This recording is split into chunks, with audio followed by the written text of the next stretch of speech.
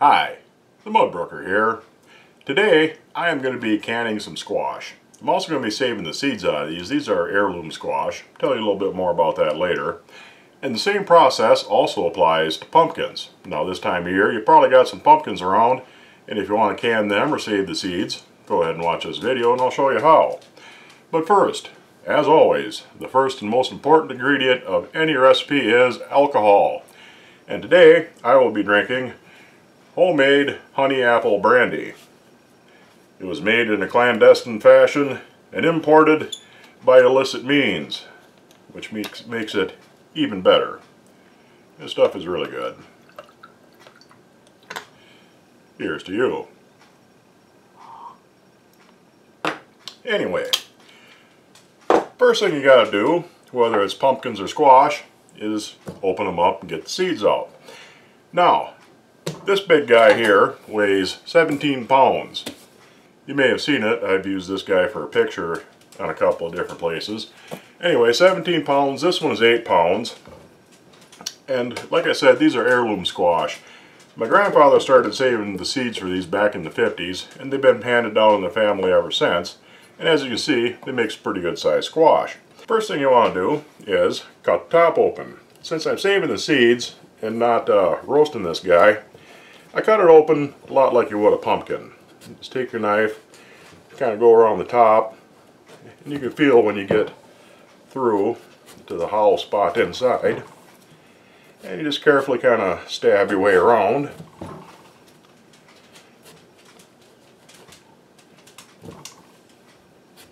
And just keep working it. Now, according to the USDA canning book, 10 pounds of squash will make about 9 pints. Since I got 25 pounds between the two of these, I should get a couple of dozen pints out of this whole procedure.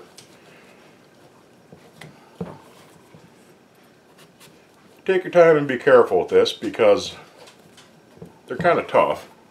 And you don't want to go slashing and gashing yourself. Just work your way around. I probably should grab a smaller knife just to work myself around.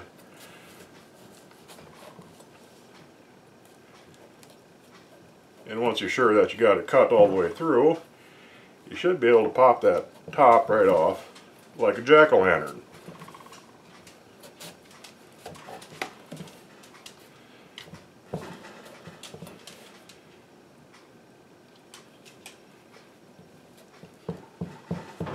Alright, set that down, and I should be able to pry the lid right off.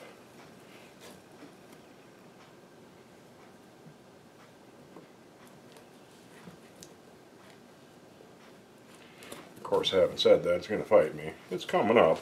There we go.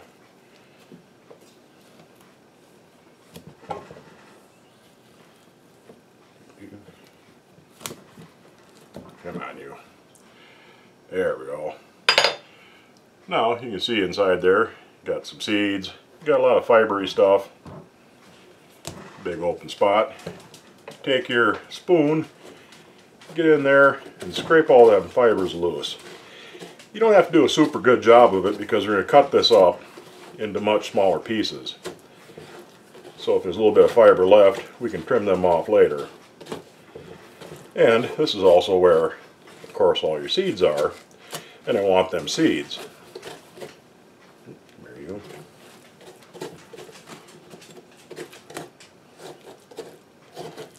go. And reach in there, grab yourself some squash guts.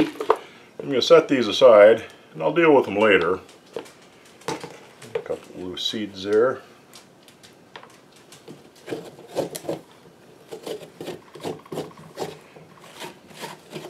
And I'll just scrape around in there a little bit more. Make sure I got all the seeds knocked loose. And get some of that extra fibery stuff loose.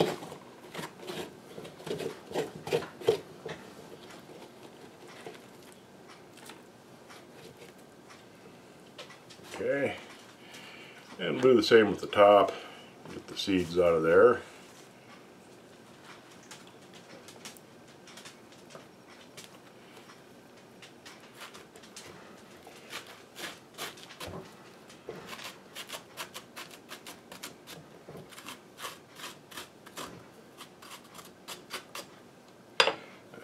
for the moment. Pick that out. And now I'm going to cut this up.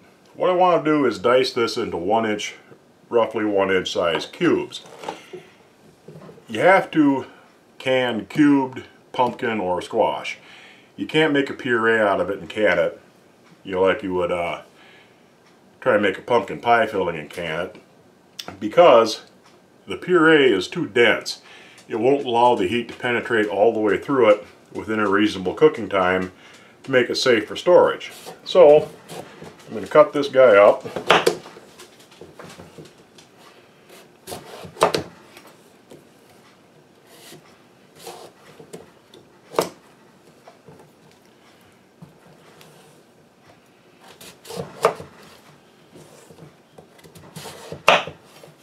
There's another seed. Save him.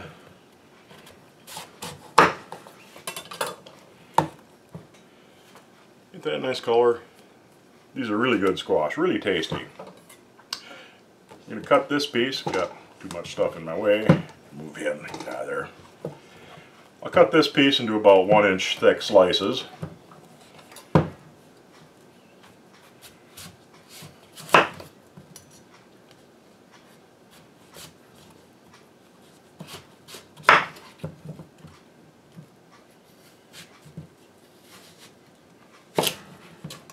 Like so.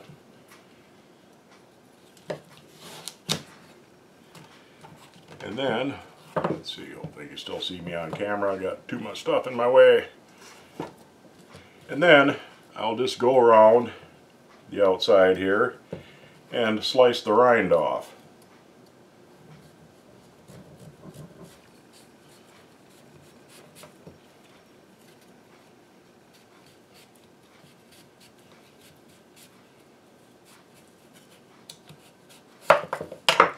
And you get a nice piece like that. Put that in my bucket. This is a little bit bigger than 1 inch, so I'm going to cut him down again.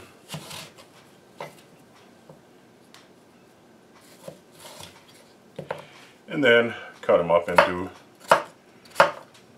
1 inch pieces.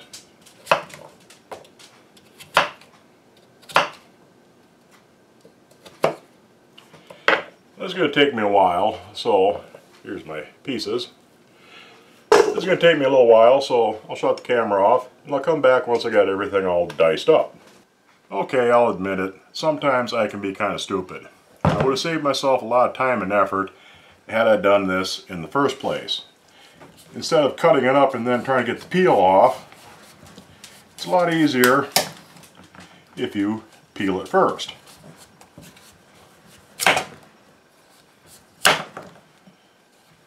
Why I didn't think of this in the first place, I don't know, because this is how I do watermelon. I do the same thing. I cut the rind off and then I cut it up.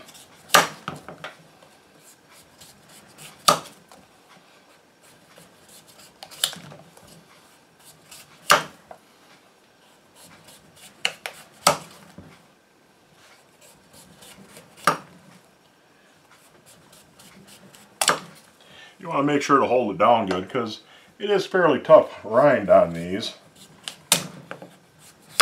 And use a good sharp knife. You go around, I'll flip it over, get the other side, and then just make sure you got any green spots like this off, and then you can cut it open and gut it out like you did before. Now that I showed you how to do it a little bit faster and easier, don't make the same mistake that I did in the first place. Alright, got a whole lot of squash.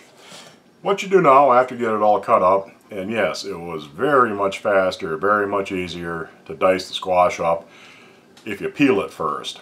Just, cut the rind off in bits, get any little green spots off, and go ahead and cut her up from there. Anyway, now that I got it all cut up, what I got to do is put this in a pot, cover it with water, bring it to a boil, and parboil them. Bring it to a boil, let them boil for 2 minutes, and then they'll be ready to go in the jars.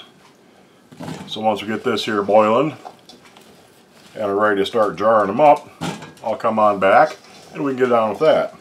I might have to make 2 pots full because I I don't think my pot's going to be quite big enough to get all of these in here, but I'll get through them somehow.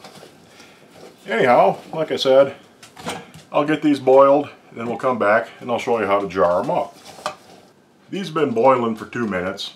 I remembered I have a big enough pot to put them all in at once. I used my water bath canner, so I didn't have to mess around trying to do it with 2 pots.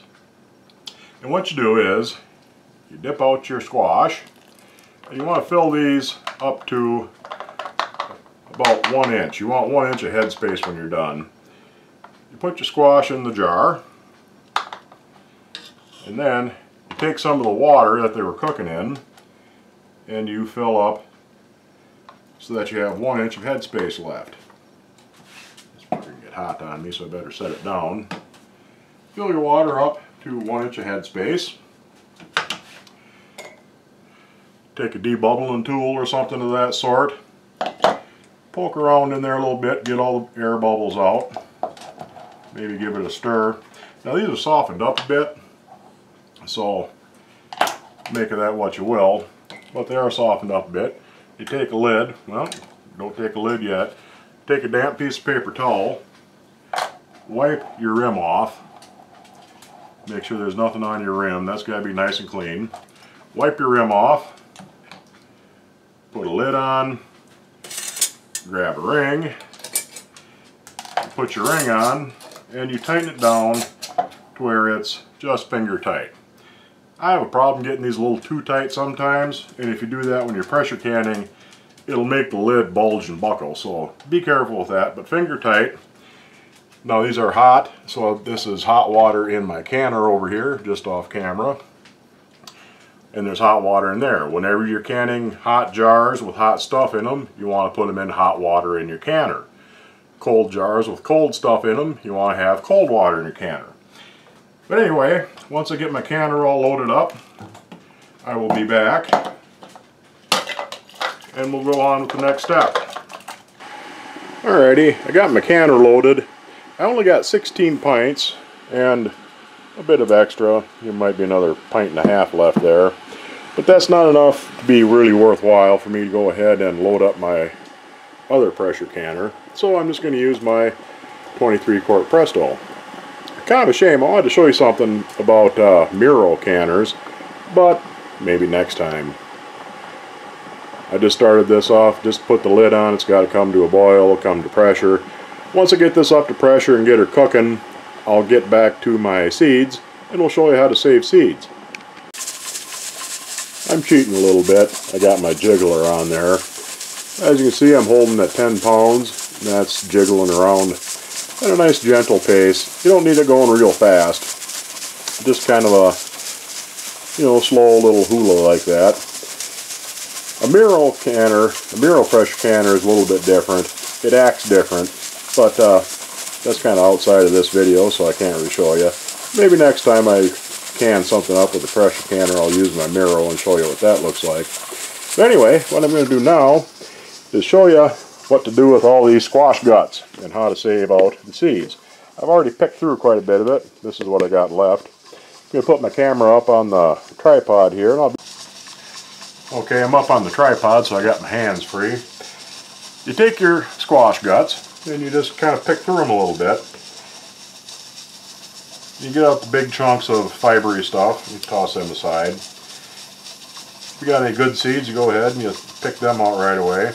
Now you'll find some seeds, get up here so you can see it, that look like that. They're a little thin, flat, they're underdeveloped.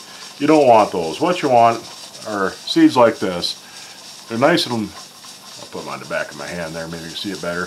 They're nice and white and they're fully rounded all the way around. Nice big solid seeds. You want to save them. Now, like I said, you can pick out the ones that are obvious. An easy way of doing this is you get a small handful of this pulpy mashy stuff and you just squeeze it. Let it squeeze through your hand, and the seeds, whoop, that was shot right out. And the seeds that squeeze out, you just kind of pick them over and look at they're good. Pick out any gobs of fibery stuff. You give it a squeeze and you kind of pick and squeeze and pick and squeeze. This is all garbage here. Those are underdeveloped seeds and fibery stuff. This here is underdeveloped seeds and fibery stuff. Then you just open up and you have a look, and that's all pretty much trash. Try her again, see if I can get some that works out a little bit better.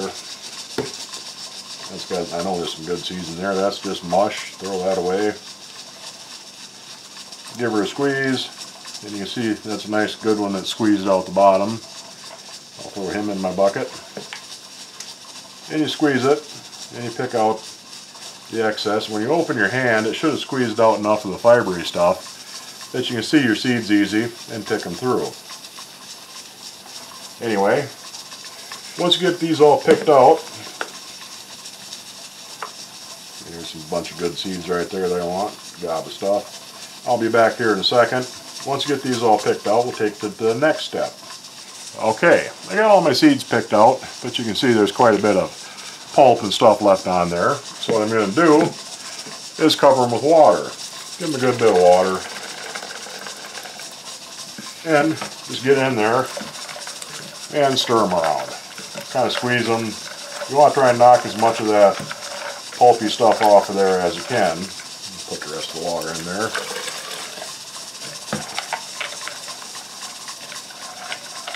Squeeze them around good. You want to try and, like I say, wash off as much of that pulpy stuff as you can.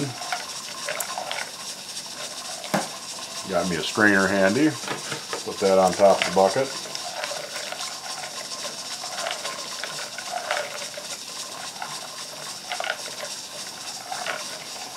I might have to do this a couple of times to get all the pulp off of them, but I'll go through this the first time around here, get my seeds out. If there's still a lot of stringy, pulpy stuff, just throw them back in. And give them another squeezing and squashing around. A little bit tedious, but these are actually some of the easiest seeds to save. Squash and pumpkin seeds. Some bad nasty ones there. Just toss them aside.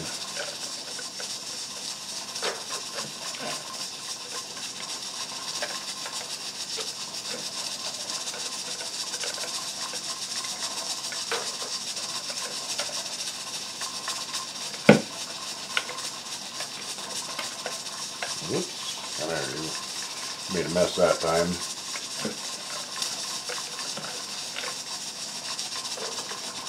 And the squeezing technique kind of works good here too, because it'll squeeze the seeds through your fingers. It'll leave a lot of the pulpy stuff right in your hand.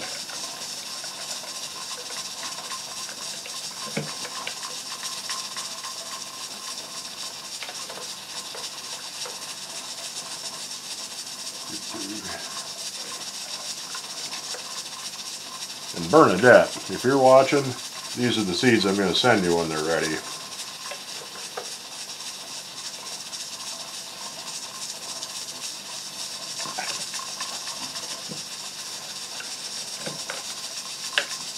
Anyway, like you said, you can see there's still quite a bit of stringy, pulpy stuff on there, but not nearly as much as there was. There's a lot of it in the water. But I'll rinse these off again. I'll dump this water out, get some fresh.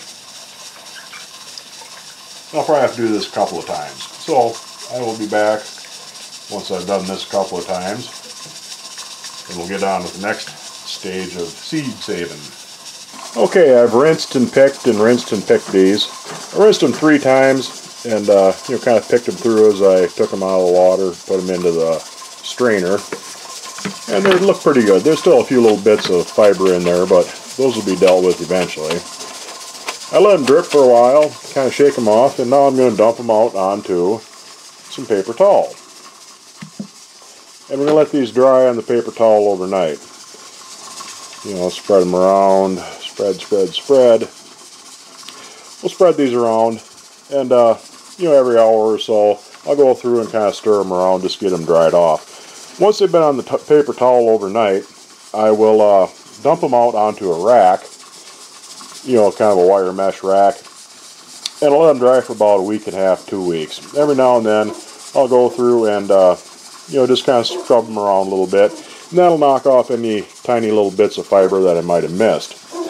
Now I want to show you for sure what you're really looking for here. You get where the light's good.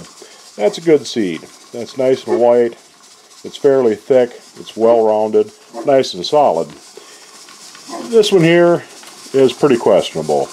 It's flat, you can see it's kind of concave, but it's fairly solid, so that might be okay, but you know, it's hard to say if that'll sprout or not. About a 50-50 chance. Now a really bad one, this one's broken.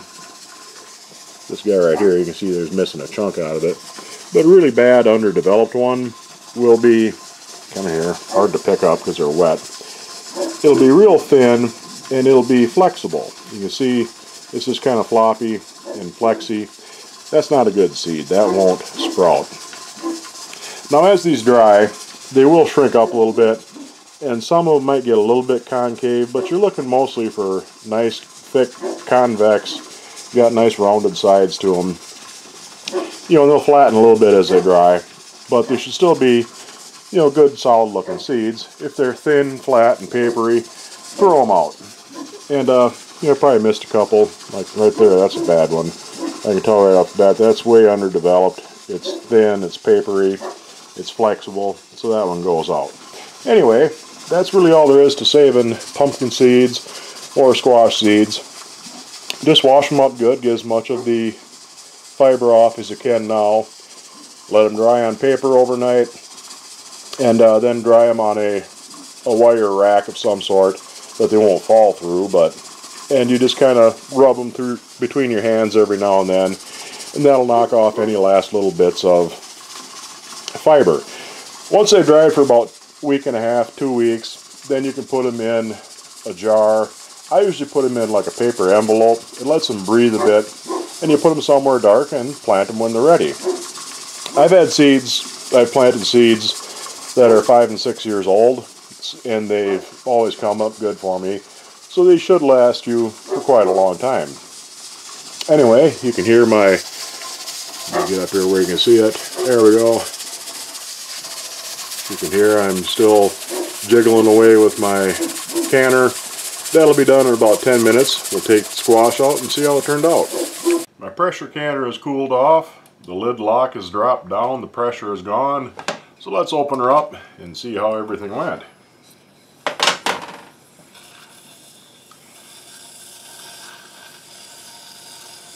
Oh, that looks nice. I'll get these fished out and I'll give you a nice little bird's eye view. Now when you take stuff out of the canner, put it out on a towel, don't cover it, and space them out so there's a little bit of room between them. Once they cool down, you can put them right tight to each other. When you first take them out, you want to let them cool fairly slowly, but let the air circulate. If they cool too slowly, if you cover them up, what will happen, or can happen, is a condition called flat sour. There's a certain type of bacteria they call thermophiles, and they're not destroyed by the heating process of canning. Now they're not terribly harmful, but they'll make your food taste bad. It'll give it a kind of a sour taste to it. They're related to the same sort of bacteria that cause fermentation for sauerkraut and things like that, but they're not quite the same. And some vegetables are more susceptible to it than others. Things like corn, it tends to do that, but meat it doesn't. So you want to have a little bit of air circulation around your jars once you take them out, because if they stay in a certain temperature range for too long, that's where the bacteria can grow and flourish. Once they cool down past that point, you're safe, and while it's still above that point, it's safe. But if you leave them in the canner, is another bad thing to do. That can really cause flat sour, because it keeps it in that temperature range where the bacteria thrive. I can hear a couple of these are already starting to pop and seal. Let me get these guys out. Alright, I'm going to grab my camera, another one pinging. They're just popping left and right, sealing up real good. Let me get the camera here, flip the viewfinder around so I can see. Oh yeah, them look really good. I don't see any siphoning. Everything looks like it's where I left it for the inch of headspace. I processed these for 55 minutes. For pints, you process pumpkin and squash for 55 minutes, 90 minutes for quarts. But other than that, I'll let these guys cool off. Show you my seeds one more time. Ooh, that one really pinged. And like I said, I'll stir these around every now and then, mostly just keep them from sticking to the paper as they dry. But once they dry overnight, I'll put them on a rack, dry them out for a couple of weeks, and then they can be packaged and stowed away. It said in the USDA book that you would get 9 pints per 10 pounds of squash. They must have meant prepared squash that had already been cubed up, rather than the whole squash. I know some of the recipes they say, you know, if you start with, you know, so many pounds of whatever, it'll produce so many pints, and they're referring to before you start cutting and trimming and washing it. But anyway, that's my video. I hope you enjoyed it. I hope you try saving some seeds if you get a really good squash or pumpkin that you really like, because it's really easy. Like I said, they're an easy one to save. Bing. Looks like they're gonna seal pretty good. There's half of them are sealed already. Anyway, saving squash seeds, pumpkin seeds is really easy. And I hope you enjoyed the video, and I'll see you later.